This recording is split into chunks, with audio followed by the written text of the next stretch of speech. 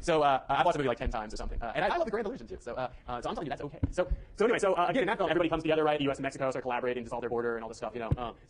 This is a classic story, and I think you've experienced this in everyday life as well. Like elevators. A lot of people did breaching exercises that were about conduct on elevators, and I think one of the reasons is conduct on elevators is heavily normatively regulated, and I think the biggest norm on an elevator is shut the hell up, right? Like just don't say anything, stare straight forward. And I found people who do breaches where they do stuff like just turn 90 degrees and stare at the wall, and it was this massive breach. It just destroyed the elevator social fabric.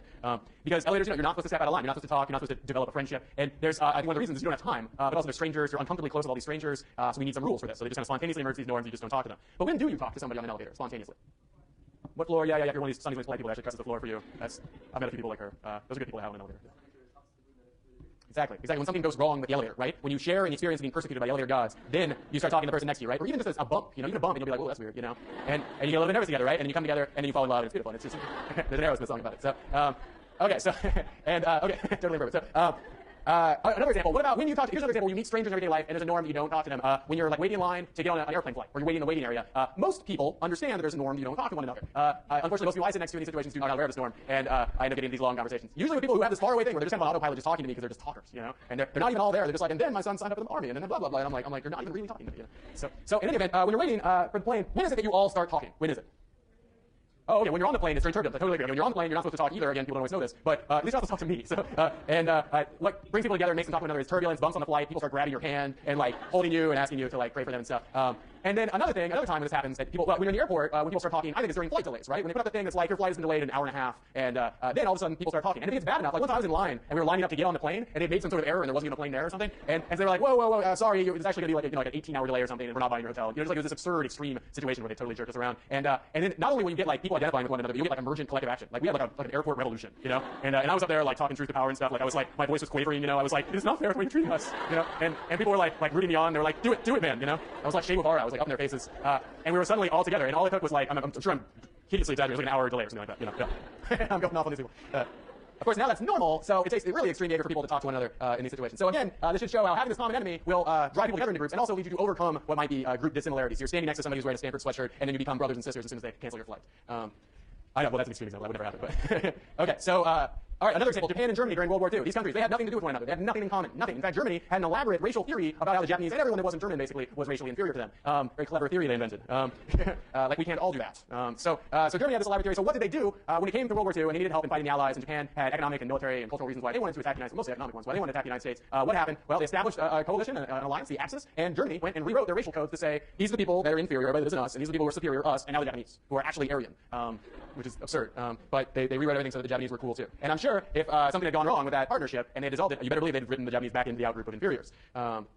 Oh yes, the effect of aliens in Will Smith films, the delay at the airport, hearing about an elevator. Oh yeah, this is a good one too. One that may be very familiar to you right now. So you have an evil boss, right? You have an evil boss or an evil teacher who's always being mean to you and telling you to shut up when you're just talking about the class. You know, you're not even doing anything wrong, and that will pull you together and ironically make you want to talk more. If worse in the situation, I should take a note. So, but I have had great solidarity with people that I worked with, where we had a bad boss. You know, people who I had nothing in common with. I had no reason to bond with. Based on kind of demographic location, these people would be radically different.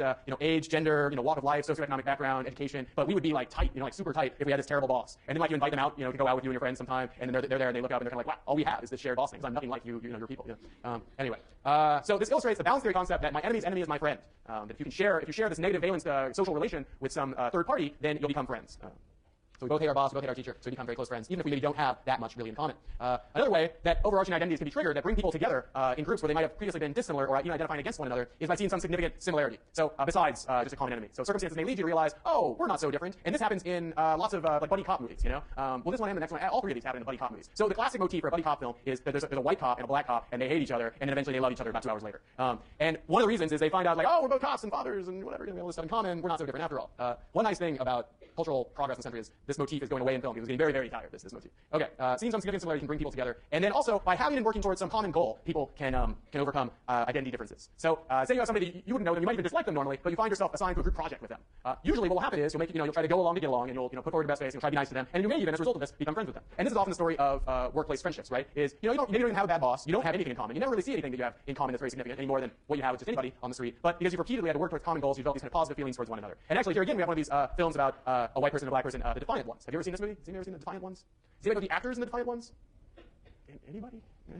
Yeah, all right. It's a film from the 50s, so before my time, but I know, okay, all right, because I'm 20 years closer to it than most of you. The Defiant Ones had Tony Curtis and Sidney Poitier. Oh, you knew that. You knew that. I'm gonna pretend like you knew that. Okay. So Tony Curtis and Sidney Poitier, and they're like on, they're prisoners, and then they're like truck, wrecks, and they find themselves chained together and having to run around together, chained together. I think they remade this film a few times. Did they remake this film?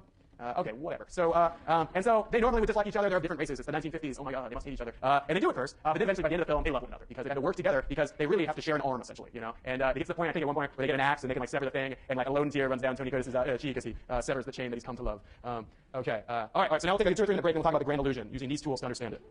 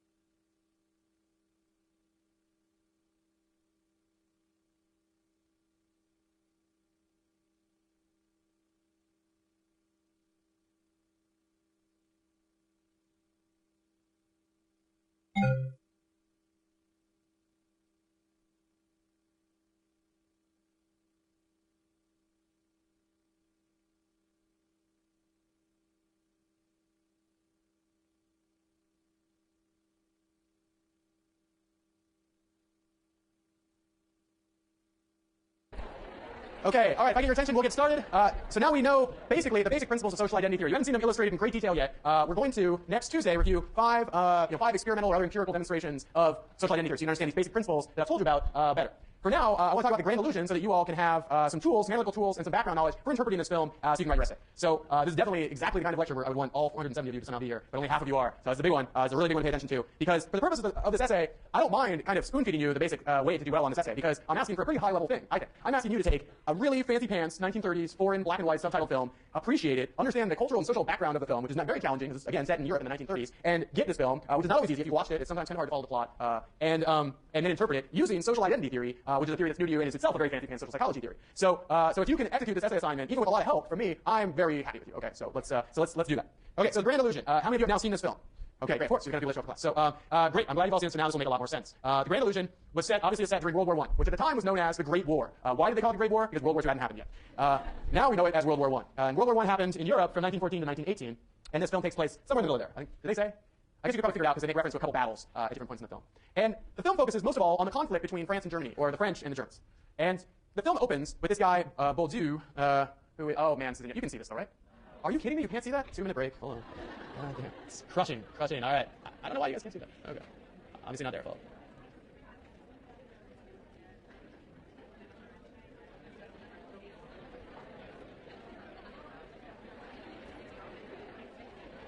Hey, we're back in record time. All right. Okay, so The Grand Illusion is a film that was shot in 1937 about the Great War, blah, blah, blah. Okay, so focus on the French and German conflict. The film opens with Baldu and Maréchal shot down in Germany in a sequence that's incredibly confusing.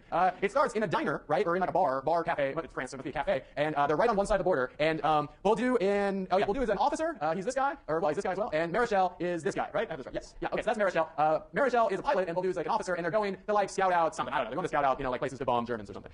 So they go up in the plane, oh no, there's a map, and there's something unclear about the map, and so they're like, oh, we're not sure if they made the troops here, let's go up and check it out. So they get shot down, which you never see happen, because this is 1937, that would require an elaborate special effects team that they did not have. And what happens is it just opens in another cafe all of a sudden with this guy, whose name is von Rolfenstein, which is a scary name. And von Rolfenstein, I think that's his name, von Rolfenstein, he's like in the other cafe doing essentially the same stuff they are, and then somebody comes in and reports, we just shot down two people, what would you like to do with them? And he's like, if they're officers, bring them for lunch and have a nice time, Right there, one of the illusions, the sort of illusion of difference between Germany and France being dissolved, right? This guy is being really nice, these people he just shot down. And the film is filled with these little ironies. Also at this point, they have this, they go past this poster in the bar that says something like, if you drink, you'll die, or something like that, which is definitely one of these little cute little ironies that Renoir's throwing in bars with anti-drinking posters. I'm sure you were all laughing when you saw that. So this is a totally confusing sequence, right? Because it opens in one cafe, and then like, boom, just a cut, a dissolve shot, and then it's in another cafe. And the reason it confuses us is because we don't all know French and German, right? If we knew French and German, we'd know in the first scene they're speaking French, and in the second scene they're speaking German. We'd be like, oh, we must be in Germany now. But we don't all know both those languages. However, it's a French film, right? So a French viewer would be like, oh, they're in Germany. I was like, that's very obvious. That guy's name is von Rolfenstein. He looks German, and they're speaking German now. Okay, so just to clarify, that's what's going on in the first scene. Also, by the way, Renoir is trying to both substantively and stylistically knock down these apparent group differences. So when he has the first scene set in a cafe in France on one side of the border, and then, presumably 30 yards to the east or something like that, they're in another cafe that's technically on the German side, and it looks the same, and it's confusing the hell out of us, he's actually trying to stylistically make a point, which is this cafe and that cafe are not so friggin' different, right? So our confusion is, he delights in our confusion. He's like, haha, look at how effectively I've constructed an illusion. Or broken down illusion. So anyway, following this very confusing opening scene, they travel to a series of prisoner of war camps trying to escape. And that's, I think at one point, Baldu says, like golf courses are for playing golf, tennis courts are for playing tennis, prison camps are for breaking out of, which is cute. Okay, so here are our characters. Captain de Baldu, Rosenthal, Maréchal, and Captain von Rolfenstein. These are definitely our four main characters that you want to know. This is a funny picture of Maréchal. By the way, one of these guys was an enormous heartthrob actor at the time. Like, women swoon at his every move. Can you guess which one? It's like a multiple choice question. You've all said von Rolfenstein. I understand that. He's very attractive to me as well. But strangely, in 1930s France, it was this guy, Maréchal, which none of you said. So, I don't know. No, you all said that. Okay, so, all right, no, you're right. It is Maréchal. You basically all got it right. And I think you can see what everyone was talking about. He does have very good hair, So, okay, so what's the first thing that you notice when you look at these names? I mean, first of all, you see this, right? The captains, this guy's a captain, this guy's a captain. They're all officers, mind you, but these guys are captains, so they're a little bit higher rank. And let me ask you, what else do you notice about their names? Yes? 3 of them have French names, 1 of them has a German name. That's good. Anything that you? Yes? 2 of them are aristocrats. Now, how did you know that? Right. Okay. So exactly. So the reason you would know this is this guy's name is de Baldu, and then his name is von Rolfenstein, which means like of the Rolfensteins and of the Baldus. So so this is how you're supposed to know. Now we maybe wouldn't know this because we're or many of us are American citizens. We're not familiar with this whole aristocrat system. This kind of crazy system where certain people are born better than other people.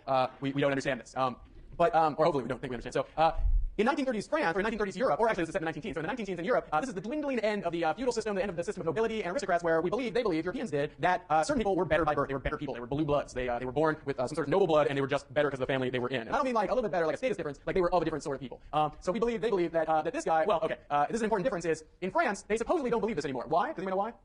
The French Revolution. The French Revolution's credo was very similar to the American Revolution's credo of every man is created equal and we're all equal. So one of the main reasons they kept saying that every man is created equal is because they were trying to counteract the old system, the feudal system, the nobility system, whereby certain people were born better than others. So in France, in the 19 teens during World War I, though some of these dudes still have names like this, de Baldu, they're still given higher ranking officer positions in the army for some reason. They're not believed anymore technically in the country to be better by birth. There may be a lagged kind of cultural belief that these people are better or higher status, but technically the belief in France is all men and women are created equal. Well, no, all men are created equal, and Mary Wollstonecraft wrote this cool thing about how women are too, and nobody took her seriously, and that's bogus. So in any event, Captain von Rolfenstein is in Germany in the 19 teens, and they still have this belief. They have not had a French Revolution, and they still believe that the nobility are better by birth. And this difference between the French beliefs and the German beliefs, between de Baldu's embracing of the post-French Revolution ethos that the nobility is gone and people with de in front of their names are no better than people without, de Baldu has dispensed with that old system of nobility, that belief. Von Rolfenstein has not, and there's a sort of gentleman's debate that happens in the film, which you may or may not have noticed. Okay, so let's return to the prompt for the essay. The prompt for the essay is for you to identify 3 bases of group difference in the Grand Illusion, explain how each basis of group difference either is or is not transcended. In other words,